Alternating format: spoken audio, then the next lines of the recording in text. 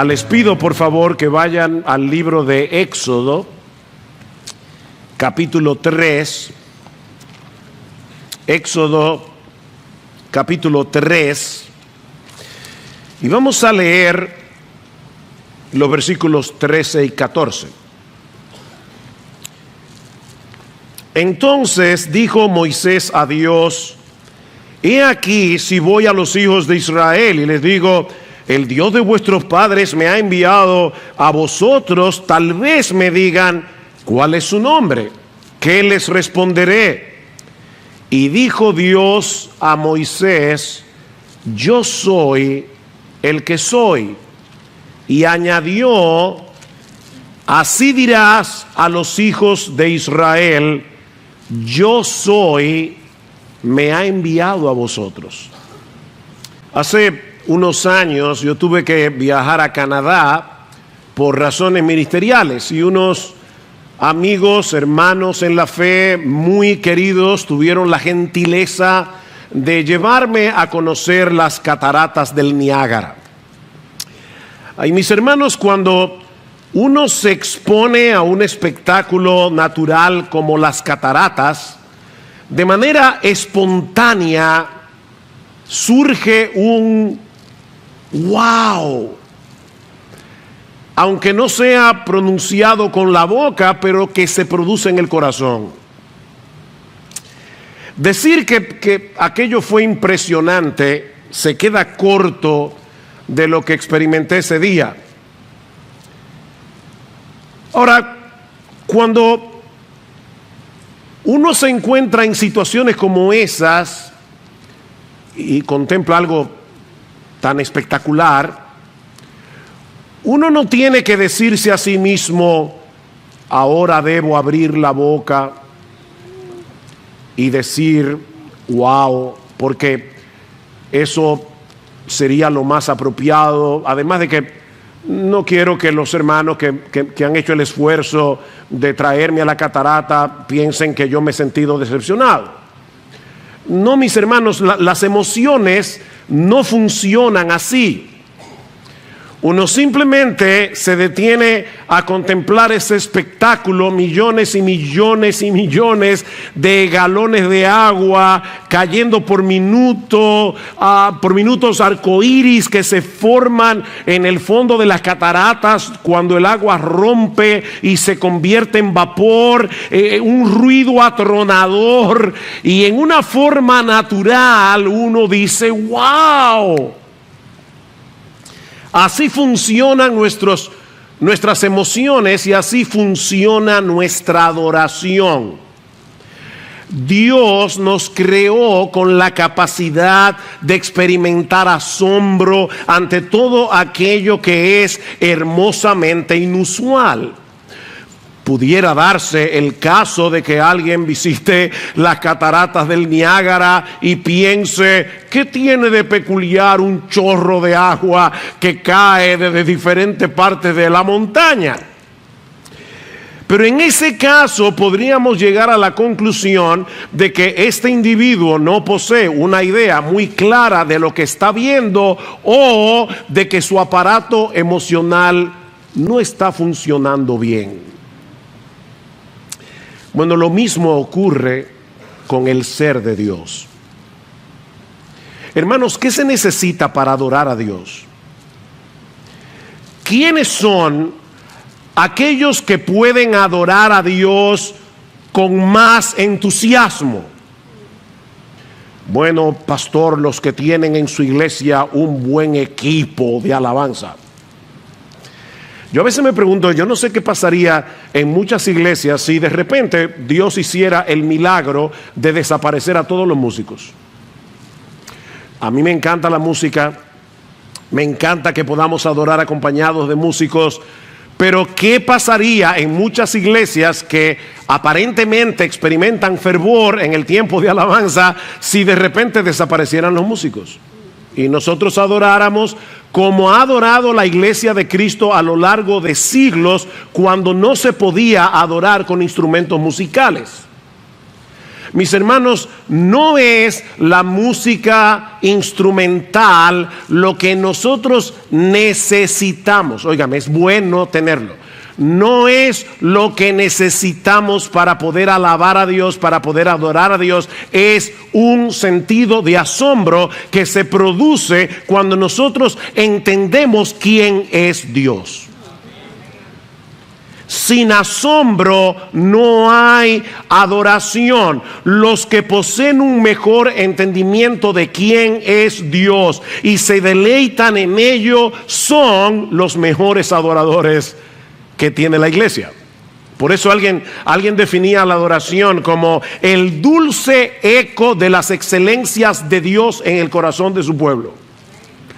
¿Qué es la adoración? Es el dulce eco de las excelencias de Dios en el corazón de su pueblo. Nuestro Dios es absolutamente inusual, porque no hay nadie como Él en toda la creación, nada que se le compare. Él es infinito en su ser, infinito en sus perfecciones, lleno de gloria, lleno de belleza, lleno de majestad, de modo que es imposible conocerle y contemplarle sin ser movidos a sobrecogernos y a proclamar y a querer expresar nuestra admiración. Es la deleitosa proclamación de la gloria de Dios. Eso es adoración. Así dice el Señor, Jeremías 9. No se gloríe el sabio en su sabiduría, ni se gloríe el poderoso en su poder, ni el rico se gloríe de su riqueza, mas el que se gloríe, gloríese en esto, de que me entiende y me conoce. Que se gloríe en eso. Por supuesto, nuestra capacidad de entender a Dios es muy limitada. De hecho, el mismo Dios nos dice también en su palabra que su grandeza es inescrutable. Salmo 145. Ningún ser humano es capaz de comprender a Dios por completo.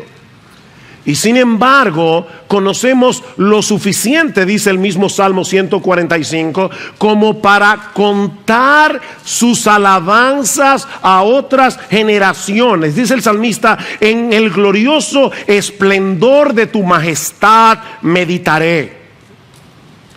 Y lo que yo espero que suceda en esta mañana, mis hermanos, lo que Él está adorando al Señor es que el Espíritu Santo tome su palabra predicada y aumente nuestra capacidad de asombro al considerar la doctrina de la simplicidad de Dios.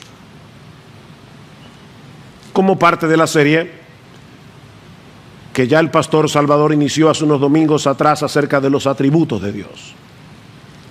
Dios es simple.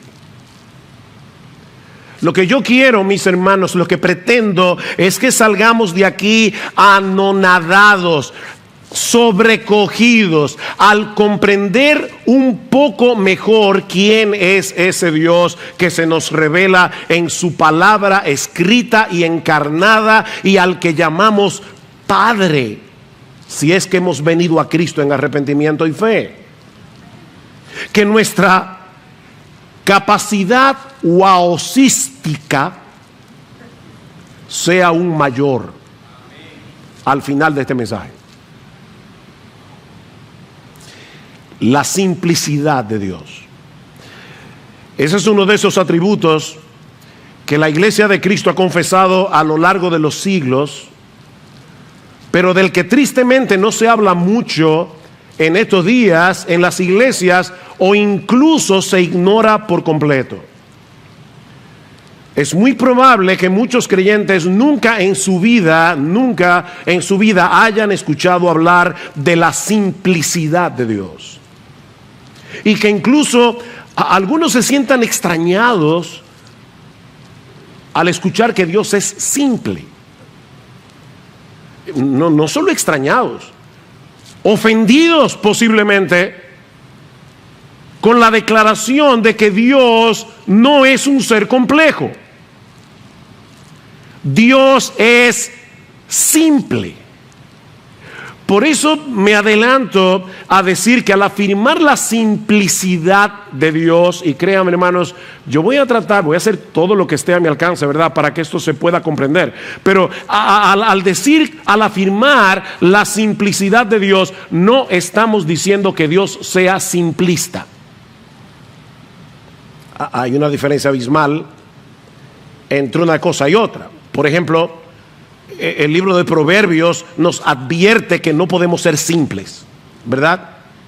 Una persona simple es una persona que no posee la capacidad ni la sabiduría necesaria para lidiar con asuntos complicados y para tomar buenas decisiones éticas, buenas decisiones morales. No podemos ser simples en ese sentido. Pero decir de Dios que Él no tiene esa capacidad sería un insulto. Entonces, ¿a qué nos referimos al hablar de la simplicidad de Dios? Bueno, veamos en primer lugar la simplicidad de Dios explicada, para luego ver la relevancia que tiene entender esto, la simplicidad de Dios aplicada. La simplicidad de Dios explicada. Al decir que Dios es simple, lo que estamos afirmando es que Él no está compuesto de partes. O para decirlo de otra manera, que todo lo que hay en Dios es Dios. No hay nada en Dios que no sea Dios. En ese sentido, Dios es completamente distinto a todas las criaturas que existen en el universo, porque todas las cosas que existen están compuestas de partes. Y precisamente por eso requirieron de alguien que ensamblara cada parte, la colocara en su lugar para que esa cosa sea esa cosa y funcione como esa cosa. Leí recientemente que un Boeing 747 tiene 7 millones de piezas. 7 millones. Es un aparato complejo. Y si una de esas piezas, por pequeña que sea, se daña, puede ser que el avión no pueda volar. De hecho, cuando estábamos ahora, hace poco, en la conferencia de Mujer Verdadera, en la ciudad de Guadalajara, no pudimos volar el día que estaba pautado porque el avión tenía una pieza dañada. Y esa pieza no llegó a tiempo para que nosotros pudiéramos irnos en ese mismo día. Una pieza pequeña puede hacer que un avión no despegue de la pista. Pero Dios nunca tiene que cancelar nada. A Él no le sucede eso, porque todo lo que hay en Dios es Dios. Por eso Él no depende de nada ni de nadie para ser quien Él es. A lo largo de los siglos los teólogos lo han expresado de esta manera: todo lo que está en Dios es Dios. Así que todo lo que Él necesita para ser quien Él es Él mismo. Todo lo que Dios necesita para ser Dios es Él. Pensemos en este pasaje, Éxodo 3, la zarza ardiente, del que ya de hecho Salvador hizo referencia cuando habló de la autoexistencia de Dios. Moisés está en el monte Horeb pastoreando las ovejas de su suegro cuando se encuentra con una zarza que ardía en fuego, pero que no se consumía. Y entonces dijo Moisés: me acercaré ahora para ver esta maravilla. ¿Por qué la zarza no se quema? Ahora, Moisés obviamente no era un experto en química, pero él sabía por experiencia que para que haya fuego se necesita un material combustible, o sea, un material que pueda arder. Así que lo que resultaba sorprendente y maravilloso para él era el hecho de que este fuego, que como vemos más adelante en el pasaje representaba a Dios, era solo fuego, todo fuego. No necesitaba la zarza, o sea, el fuego estaba ardiendo en la zarza, pero no dependía de la zarza para poder arder. Ese fuego no necesitaba de material combustible porque, como dice un comentarista, ardía por su propia energía. Se trataba de un fuego que no estaba compuesto de ninguna otra cosa que no fuera el fuego mismo. Ahora, no olvidemos en qué contexto ocurre este fenómeno. En ese momento Dios iba a comisionar a Moisés para que regresara a Egipto para libertar a su pueblo, y Moisés iba a comenzar a poner una serie de excusas porque él no quería hacerlo. Noten el versículo 11 del capítulo 3. Pero Moisés le dijo a Dios: ¿y quién soy yo para ir a Faraón y sacar a los hijos de Israel de Egipto? Capítulo 4, versículo 1. Y Moisés respondió: ¿y si no me quieren creer ni escuchan mi voz? Versículo 10. Entonces Moisés dijo al Señor: por favor, Señor, nunca he sido un hombre elocuente, envía a otro. ¿Ven? Excusas, excusas, excusas. ¿Qué necesitaba Moisés en ese momento? Oh, pastor, obviamente levantar su autoestima. No, necesitaba saber quién era el Dios que lo estaba comisionando. Moisés no necesitaba autoafirmación. Moisés en ese momento necesitaba saber quién es Dios.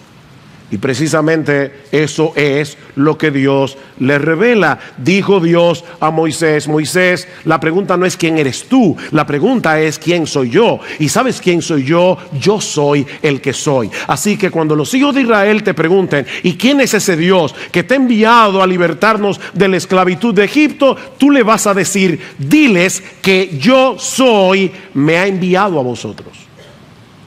¿Quién es Dios? Él mismo. Decía el filósofo español José Ortega y Gasset. No es una avenida, es un filósofo. Decía José Ortega y Gasset: yo soy yo y mis circunstancias. ¿Han oído eso? Yo soy yo y mis circunstancias. ¿Qué quería decir el filósofo español? Bueno, lo que él está diciendo es: mi yo es solamente un ingrediente, una parte de mi vida, porque también están mis circunstancias, el medio en el que se ha desarrollado mi existencia. Eso también tiene que ver con quién soy yo.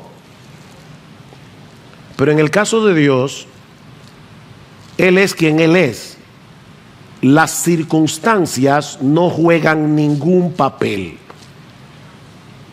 Así como el fuego de la zarza no necesitaba ninguna energía fuera de sí mismo para arder, Dios no necesita de nada fuera de sí mismo, ni para existir, ni para ser feliz. Y era ese Dios autosuficiente, absolutamente independiente, la fuente de todo ser y de toda vida, el que estaba enviando a Moisés a liberar al pueblo. Dios no necesitaba a Moisés para hacer su obra, pero todo lo que necesitaba Moisés era a Dios. Dios no necesitaba a Moisés, ni a ti, ni a mí, ni a nadie. Pero tú, yo y Moisés necesitamos a Dios. ¿Se dan cuenta, mis hermanos, que esta no es una enseñanza meramente académica que deba reservarse únicamente para los teólogos? Esta es una verdad esencial acerca del ser de Dios que los creyentes necesitamos conocer para alimentar nuestra confianza y nuestra admiración por Él. Nuestro Dios es quien Él es, porque todo lo que hay en Dios es Dios mismo. Él no está compuesto de partes. Ahora, consideremos por un momento, primero, lo que eso implica en cuanto a los atributos de Dios, y en segundo lugar, lo que eso implica para la doctrina de la Trinidad. Los atributos de Dios. La Biblia dice que Dios es amor, santidad, justicia, bondad, omnipresente, omnipotente, omnisciente, eterno, inmutable y todo lo demás.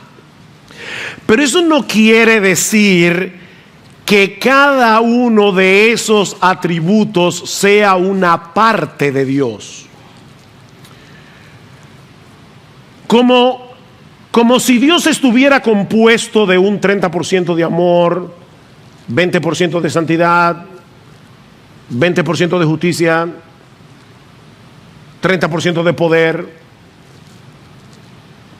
Los atributos de Dios, y créanme hermanos, ténganme paciencia, ustedes van a entender en un momento por qué esto es tan importante.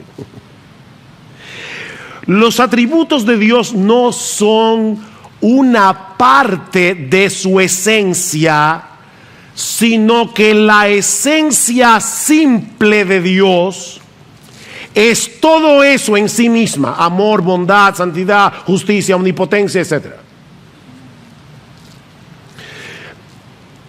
Tal vez nos ayude a hacer una comparación aquí.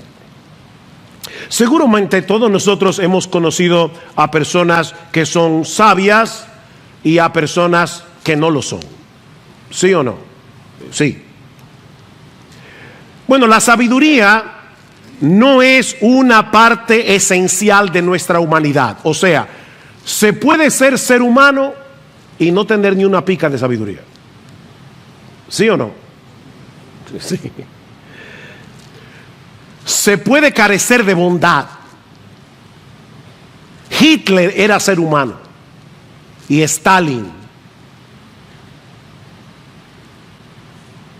y Lenin, y Pol Pot, y Mussolini eran seres humanos, porque la bondad no es un atributo esencial de la humanidad, pero no en el caso de Dios. Él no puede perder ninguno de sus atributos, porque cada uno de ellos es parte de su esencia única y simple. Por eso es que la Biblia dice en 1 de Juan capítulo 4 versículo 8 que Dios es amor. Dios es amor. No es que Dios tiene la capacidad de amar, no es que Dios ama, no, es que la naturaleza misma, la esencia misma de Dios es amor. El amor realmente es Dios, y Él ha dado al hombre la capacidad, por ser hechos a la imagen y semejanza del Señor, de poder amar relativamente, pero Él es absolutamente amor. Él es luz. No es que Él tiene santidad, es que Él es la santidad.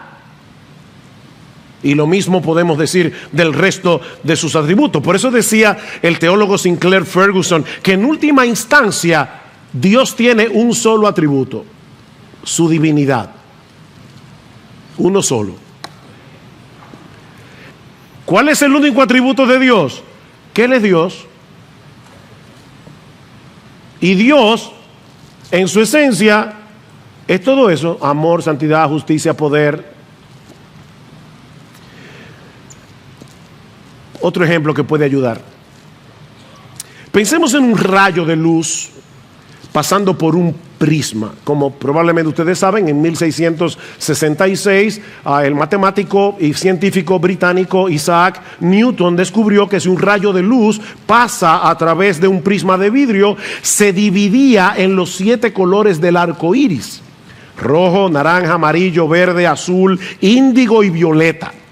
Ahora fíjense, esa luz blanca ya contiene dentro de sí todos esos colores, pero la identidad individual de cada uno de ellos no se hace visible hasta que pasa a través del prisma. El prisma separa los colores y nos permite apreciarlos, pero en realidad, no lo olviden, es un rayo de luz blanca. Bueno, mis hermanos, de la misma manera, cuando la gloriosa, majestuosa, hermosa, maravillosa esencia divina llega a nosotros a través del prisma de su palabra, a través de su revelación, nosotros podemos apreciar los diversos colores de esa esencia única de Dios. Y entonces vemos que Dios es amor, bondad, justicia, santidad, omnipresencia, omnisciencia, omnipotencia, inmutabilidad, eternidad, pero un solo rayo de luz. Por eso Agustín de Hipona hablaba de la simple multiplicidad de Dios. La simple multiplicidad de Dios. Necesitamos el prisma de las Escrituras para que ese potentísimo rayo de luz de la esencia divina pueda ser apreciado en diversos colores, porque de lo contrario, mis hermanos, nosotros no podríamos entender a Dios. Tú y yo no podemos entender cómo es posible que haya un ser simple, no lo entendemos. Por eso alguien decía, un teólogo que hizo su tesis, su PhD en la simplicidad de Dios, él decía, no hay una cosa más complicada que explicar la simplicidad de Dios. Eso rompe la cabeza de cualquiera. No podemos entender eso. Todos esos atributos son una parte esencial de su naturaleza. Es precisamente por eso, mis hermanos, que Dios es inmutable. Dios no cambia. Y otra vez nos ayuda a pensar en nosotros los seres humanos. Una persona puede en un momento dado comportarse con cierta bondad y en otro momento dado ser un mezquino. Nosotros no somos lineales. No siempre somos todo amor, toda bondad, toda compasión. Porque recuerden, la bondad no es una parte esencial de nuestra humanidad. Pero Dios no puede dejar de ser bueno. Es imposible. Si Dios dejara de ser bueno, se autodestruyera. Porque es que la esencia de Dios, la única que Él tiene, es bondad, es santidad, es amor, es justicia, es poder. Dice el salmista en el Salmo 90, Señor, tú nos has sido refugio de generación en generación, antes que naciesen los montes y formases la tierra y el mundo, desde el siglo y hasta el siglo, desde la eternidad y hasta la eternidad, tú eres Dios. Tú eres en eterno presente, tú eres Dios. Él siempre es el mismo. Dios no puede ser menos de lo que es, ni tampoco más. Si yo le dijera a mi esposa, la quiero piropear, y le digo, hoy tú eres mejor que cuando nos casamos, sería un piropo. Si tú le dices a Dios que Él es hoy mejor que ayer, es un insulto. Ustedes no se han dado cuenta que a ningún salmista se le ocurre alabar a Dios y decir, wow, Señor, tú ahora eres mejor. Es que Dios no puede ser mejor de lo que Él es ya. Es imposible, porque Él ya es absolutamente bueno, absolutamente amoroso, absolutamente santo, absolutamente justo, absolutamente.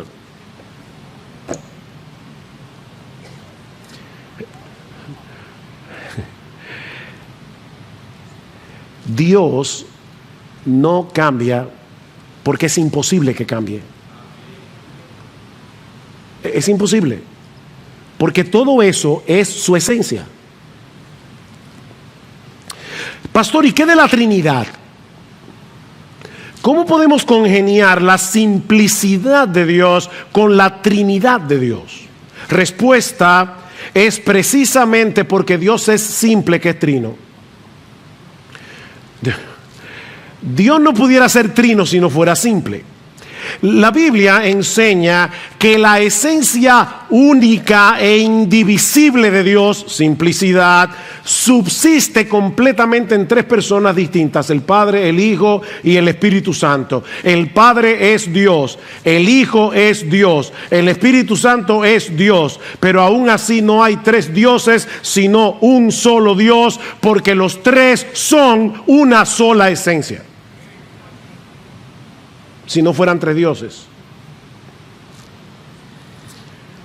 Pastor, de verdad yo eso no lo entiendo.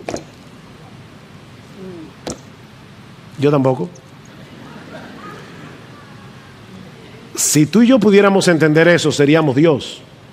Pero Él es más grande que tú y más grande que yo. Y qué bueno, porque si Él no fuera más grande que tú y más grande que yo, no pudiéramos escondernos bajo Él. Él es la roca eterna de los siglos.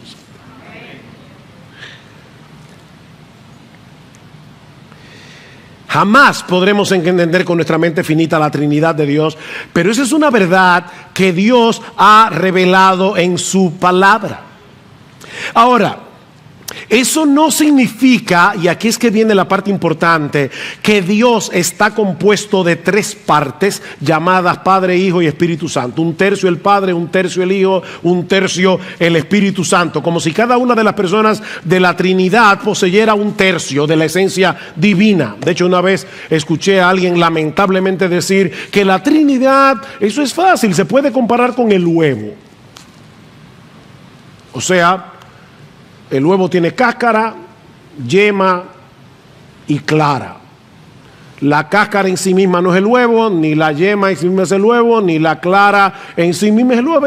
Es el huevo. O sea,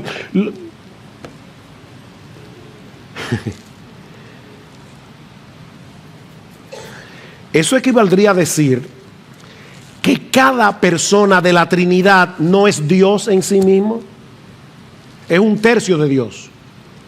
Como si tuviéramos que sumar a las tres personas para tener la esencia completa de Dios. No, cuando hablamos de la Trinidad, lo que en realidad estamos diciendo es que cada una de las personas comparte igual y plenamente la esencia única y simple de la divinidad. Yo te dije que mi oración es asombrarte, que el Espíritu Santo te asombre. ¿De quién es Dios? No hay nada que se le compare. Nada.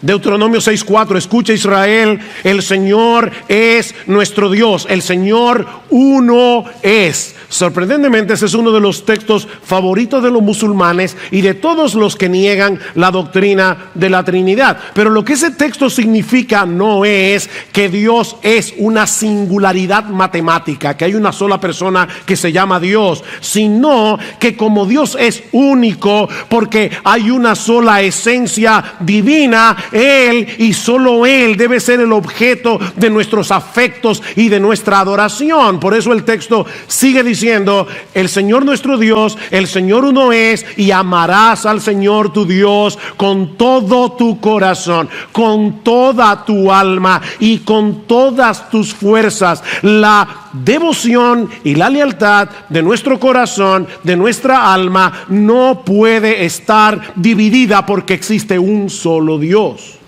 Eso es lo que significa Deuteronomio. Sin embargo, es interesante notar que la palabra hebrea que se traduce como uno en Deuteronomio capítulo 6, Jehová nuestro Dios, el Señor uno es. Esa es la misma palabra que aparece en Génesis capítulo 2, versículo 24, para decir que en el matrimonio un hombre y una mujer, dos personas, en el matrimonio vienen a ser una sola carne. ¿Ven? No es una singularidad matemática. Son dos personas que forman una sola carne. Bueno, en la Trinidad son tres personas que subsisten en la única y simple esencia de Dios. Así que Dios es uno y es tres, pero en dos sentidos diferentes. Él es uno en cuanto a su esencia, porque solo hay un Dios, no tres. Pero Él es tres con respecto a las personas, porque son el Padre, el Hijo y el Espíritu Santo. Repito, mis hermanos, eso es un misterio que no podemos comprender plenamente, pero es una doctrina revelada que debemos creer. Pastor, ¿y por qué eso es tan relevante? Bueno, ya hemos visto la doctrina de la simplicidad explicada. Vemos ahora la doctrina de la simplicidad aplicada.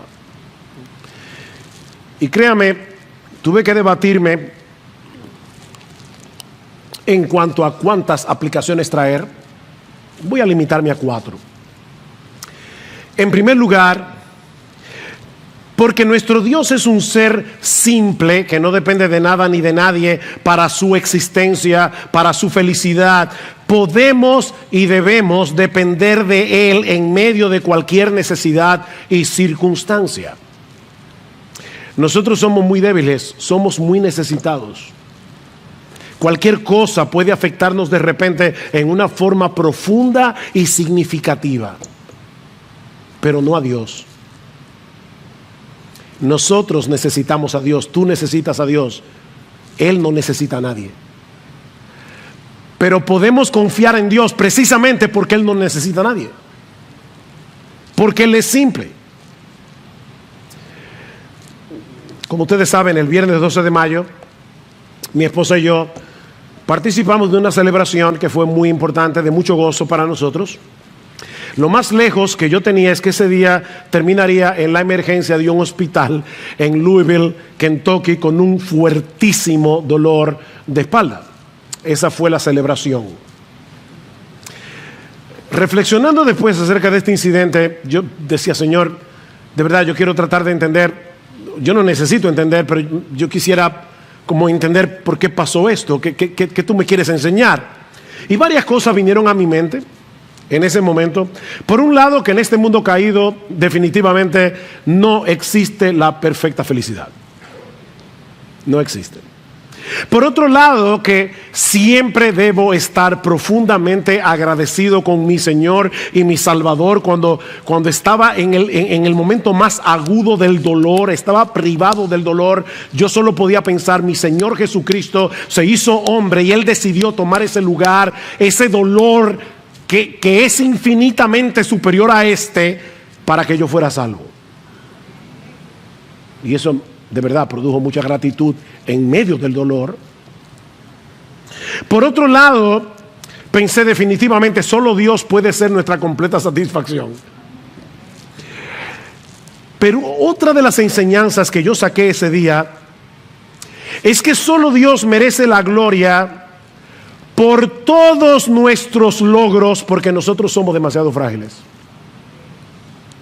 Solo Dios merece la gloria, pero qué bueno, mis hermanos, que dependemos de un Dios absolutamente autónomo, un Dios que no necesita de nada ni de nadie fuera de sí mismo para ser quien Él es y para ser absolutamente feliz.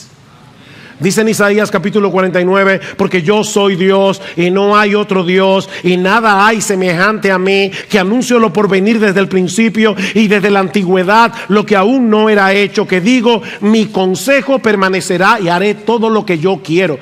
Ni tú ni yo podemos decir, yo voy a hacer lo que yo quiero.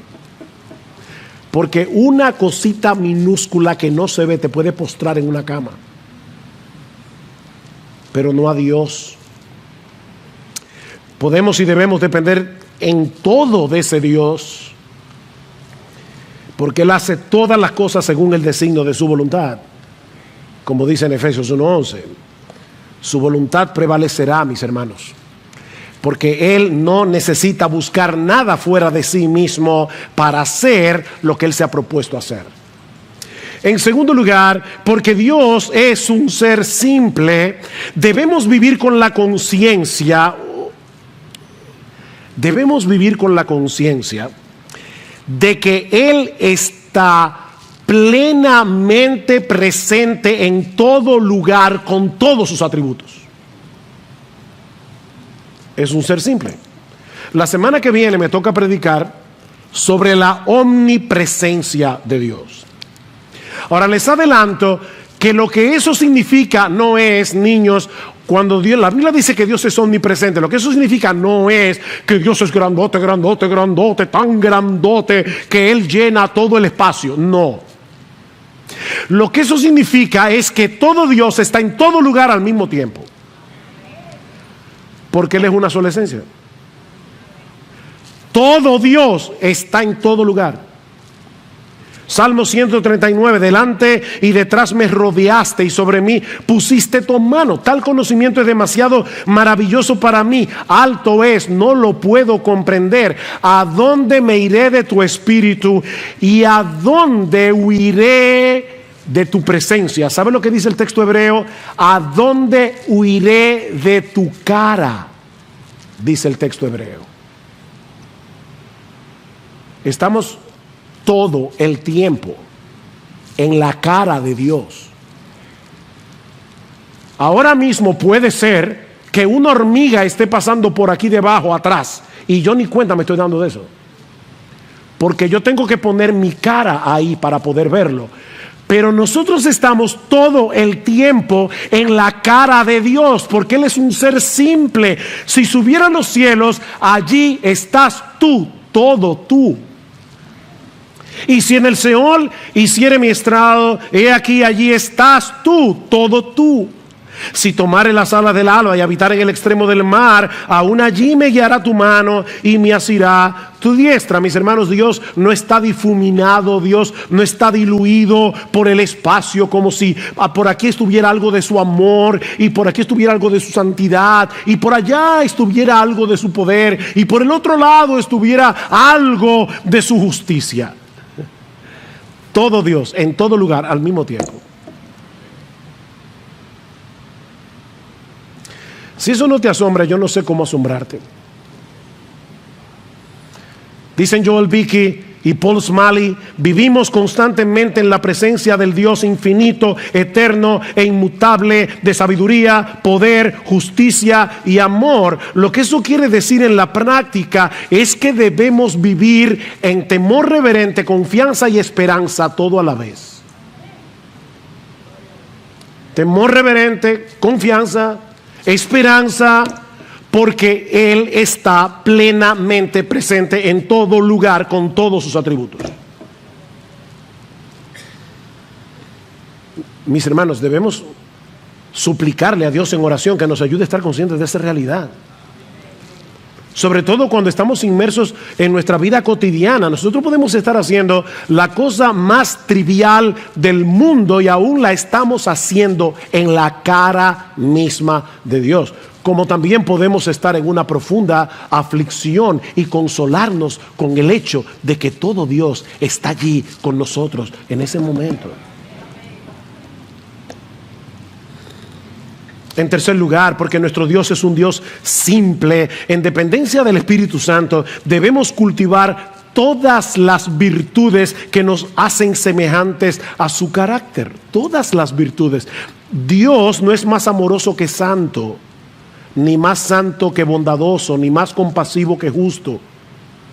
Recuerden, es un rayo, un solo rayo, una única esencia, que es todo eso a la vez. Y Él nos hizo a su imagen y semejanza. Es verdad que el pecado distorsionó la semejanza de Dios en nosotros, pero Cristo vino a restaurar esa imagen, de manera que los cristianos no podemos darle más importancia a algún aspecto del carácter de Dios por encima del otro. Tú no puedes decidir, yo voy a cultivar ahora el amor, y qué del gozo, y qué de la santidad, y que de la justicia. Es que tú no puedes tomar esa decisión. Es por eso que en Gálatas capítulo 5 versículos 22 y 23 se habla del fruto del Espíritu, no de los frutos del Espíritu. Es un solo fruto, porque ese solo fruto encierra todo el carácter hermoso y maravilloso de nuestro gran Dios y Salvador Jesucristo. Así que nosotros debemos crecer en amor, gozo, paz, paciencia, benignidad, bondad, fe, mansedumbre, templanza, porque nosotros queremos parecernos cada vez más a ese Dios que es una sola esencia divina. Finalmente, porque nuestro Dios es un ser gloriosa y maravillosamente simple, Solo Él es digno, solo Él es digno de nuestra más ardiente devoción, lealtad y adoración. Solamente Él, porque en todo el universo no hay nadie como Él. ¿Recuerdan cuando un escriba le preguntó al Señor, ¿y cuál es el primer mandamiento de todos? ¿Qué hizo Jesús? Fue a Deuteronomio capítulo 6. Y le dijo, el primer mandamiento de todo es este: oye Israel, el Señor nuestro Dios, el Señor uno es, y amarás al Señor tu Dios con todo tu corazón y con toda, porque un solo Dios, con toda tu alma, con toda tu mente y con todas tus fuerzas. Ese es el principal mandamiento. Si Dios es uno, si hay una sola esencia divina, no podemos tener nuestros afectos divididos.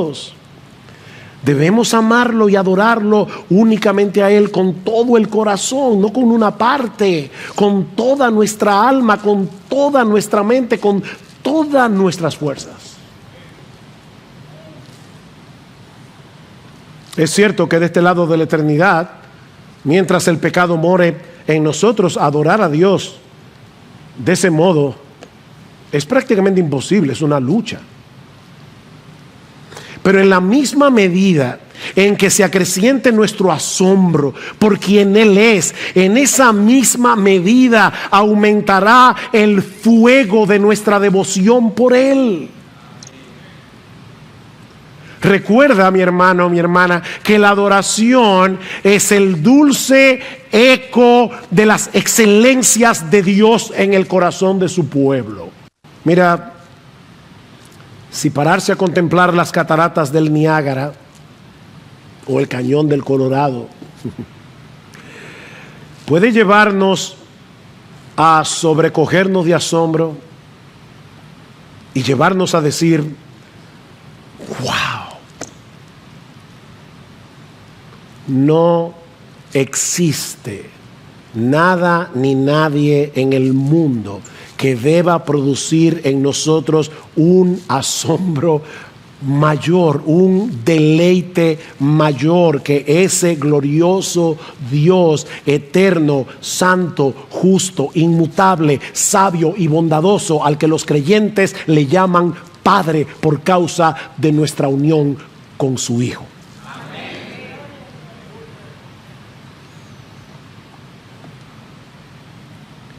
Mira, mi amigo, si tú estás aquí sin Cristo, de verdad, tú eres digno de lástima. Tú eres digno de lástima. No existe un privilegio mayor que tener a Dios como Padre. Conocer a Dios, que se gloríe en esto, en entenderme y conocerme. No se gloríe el sabio en su sabiduría, ni el rico en su riqueza, ni el poderoso en su poder. El que se gloríe solo tiene una razón para gloriarse, en que me entienda y me conoce. Si tú no conoces a ese Dios, tú eres digno de lástima, de verdad. Pero tú puedes conocerlo hoy. Él se ha revelado. Él viene a través de su palabra.